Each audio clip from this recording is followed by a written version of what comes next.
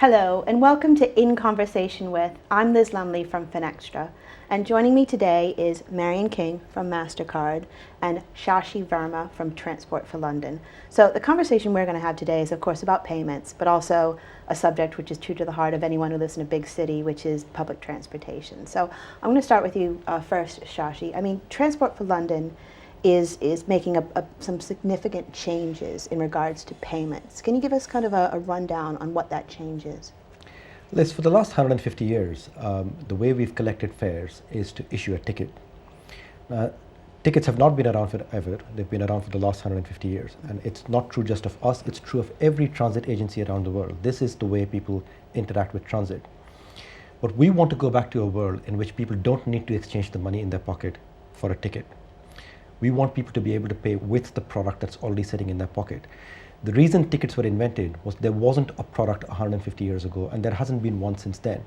But today, with contactless payments available, there is an alternative, and people have, if they have one in their pocket, we want them to be able to use those cards, the contactless payment cards, in exactly the same way as they would at a grocery store or at a supermarket. It's the first time that a transit agency is taking a step of this kind, but we want to give people the independence to pay for transit the way they pay for everything else.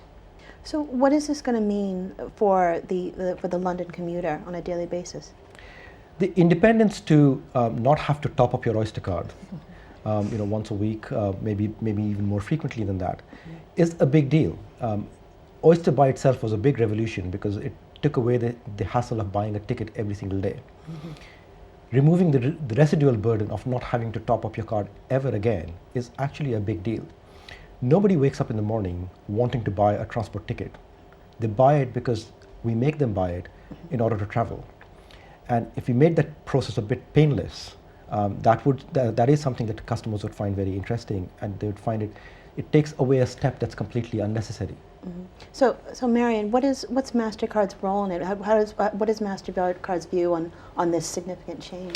We're in total alignment with what Shashi's been saying, because Shashi's saying, let's get rid of that ticket in your pocket, and likewise we're saying let's get rid of the cash in your pocket.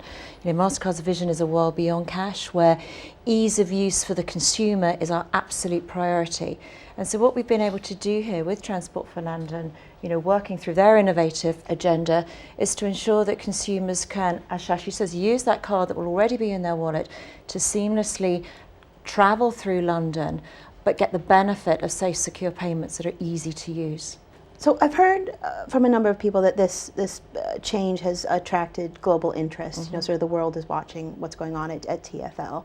So what are the global implications for this transit system?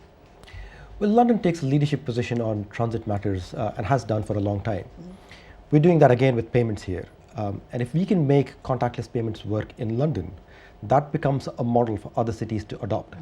There is a lot of technology development that's happening in London, and not just technology, getting customers accustomed to the idea of paying with a contactless card on transit is something that will happen first in London. But the learnings in London can be cascaded down to every transit system around the world.